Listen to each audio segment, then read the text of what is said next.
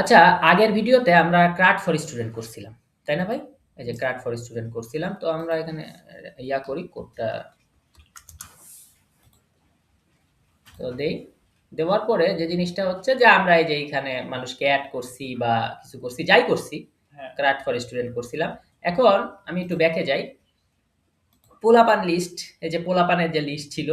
এখন কথা হচ্ছে আমার পোলাপানের জন্য আমি এটা ক্রাড করতে চাই।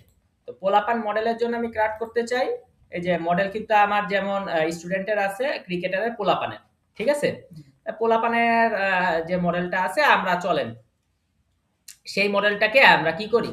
ক্রাড করি। সেই মডেলটাকে আমরা ক্রাড করি। তো পোলাপানের আমার ইচ্ছা কি ভাই? পোলাপানের নেম আর এজ রে ক্রাড করা। ওই জয়েন রে ক্রাড করার তো কিছু নাই। জয়েন তো যে সময় সে জয়েন করছে আমি অটো নাও এড করে দিছি। ঠিক আছে? জয়েন রে ক্রাড করব না, এই দুইটারে ক্রাড করব। তো এখন আমি ফার্স্ট আমার যে কাজটা করব, আমি আমার ভিউতে চলে যাই। ঠিক আছে? এটি ফাংশন তৈরি করি। ডিফাইন ক্রাড ফর, আগে ছিল ক্রাড ফর স্টুডেন্ট, তাহলে পোলাপানের জন্য যেহেতু করতেছি ক্রাড ফর পোলাপান। দিলাম রিকোয়েস্ট। কারণ কি এইখানে আমার ভিউজে আমি ফাংশন বানালে আমার যে প্যারামিটারটা দিতেই হবে সেটা হচ্ছে কি রিকোয়েস্ট। যে প্যারামিটারটা আমাকে দিতেই হবে সেটা হলো রিকোয়েস্ট। তো আমি এখানে জাস্ট পাস লিখলাম।